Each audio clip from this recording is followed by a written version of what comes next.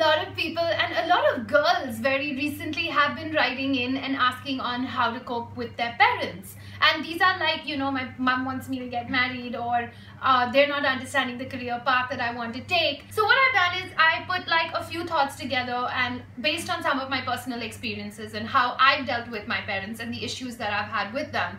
And the tribe, you guys are like from 15 to like 35. So all the older guys out there and girls out there, maybe something that you've done recently that has worked with dealing with your parents. Come on, share it with everybody over here. I know that a lot of like the younger people in the tribe could use your advice. So here it is. How do we deal with our parents who we love so much? Career. That is like one of the biggest issues that we have with our parents, and you can't really help it, right? Because some of us have parents who are really cool, who are moving with the times, and if you do, then congratulations. And I think that you should maintain a really good relationship with your parents because they get you and they get where you're coming from. But some of our parents, they haven't updated themselves, and they're not like, you know, really like, they're still stuck in some kind of like zone or ideas in their head. Some people's parents don't get a profession like a DJ, a professional DJ, or a professional event manager. They don't get that. So what do you do in a situation like that? What you can do is just try and maintain a balance. Drawing from my own experience, when I finished school and I did like 2 years of college, I turned to my dad and I said, I want to go and professionally study acting. And my father was like, this is a hobby, right? And I was like, Dad, I've been doing this since I was 4. What makes you think it was a hobby? And he didn't really get it. And ultimately, they didn't want me to be a professional actor, and I had to go and get like a full-time job. But what I did do is I went and I got a job in radio. So I had some kind of outlet for my creativity, and I made money. And when I finally made enough money that I could be a full-time actor, I turned to them and I was like, okay, now I'm not even financially dependent on y'all, and I'm going to go and pursue this. But in spite of all that I just said, remember one thing, they are your parents. They've walked more hours and years on the surface of this earth. And with that comes a certain amount of knowledge and experience. So if you are confused and you don't know what it is you want to do, and your parents are trying to stir and guide you in a certain direction, maybe you should listen to them. But if you know that your heart belongs in something, then listen to your heart. While I know it's really easy for me to say this because of where I am in my life right now, but don't let the comparisons affect you. It's very easy for our parents to turn around and say, you know, oh, Mrs. Sharma's daughter is doing so well, and oh, do you know that one, their daughter bought a Mercedes Benz because she's working so hard. Don't let the comparisons affect you. Unfortunately, this is something that comes with some parents and their personality, and I think you can't stop them from doing it. There's just no option. I'm sorry, there's no option. But what you can do is don't let it affect you.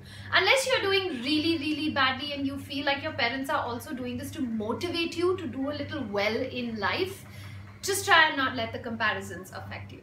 So the next big battle that a lot of us face with our parents is relationships, and especially for girls, this is one that's really tough because unfortunately in India, parents who know that their sons are in a relationship, they're way more chilled out. They find out that their daughters are in a relationship, that's always like a problem, right?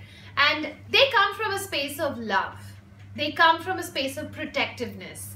They don't want you to, you know, they don't want your heart to be broken. They don't want people to talk about you behind your back. But at the same time, we're a generation that is young, and at the same time, we're like, it's okay to have relationships because those are our life experiences. And those will be the things that we have to conquer and go through in our life. And if you're very young, and you're in a relationship and you know that this is probably like just a boyfriend that you have right now or a girlfriend that you have right now, you definitely don't want to tell your parents about this person right now because you know that your parents are going to freak out. If you have cool parents, then congratulations, hold on to them and treasure this relationship that you have with them right now. But if you know that they're going to freak out, don't do anything that's going to make them angry. Don't do anything then that is going to disappoint them. Don't get pregnant. Don't make out in cars and have cops find you. Don't be stupid. Be smart about it then. and go about it in the right way, and then I think it should be all right. And then you'll figure out whether this is someone that you want to spend the rest of your life with or not.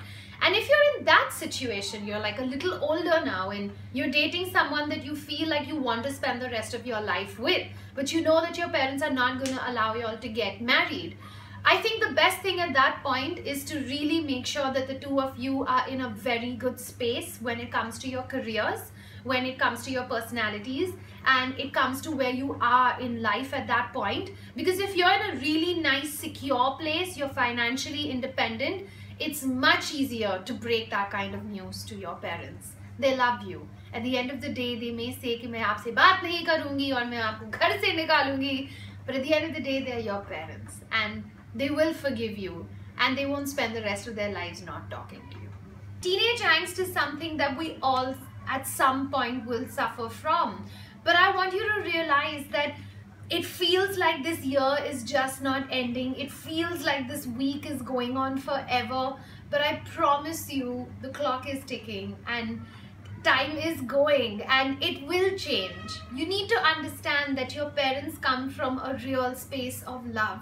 They are the ones that gave birth to you and they feel a sense of duty and responsibility towards you, and that's why sometimes the nagging and the going after you, it comes from a space that's really, really pure from within, and you should understand that. Some of you might be having like a parent that's very non-verbal and non-communicative and all the replies are just hmms and mms, and I'm sorry that you have a parent like that and you feel like they don't get you and you're not able to connect with them.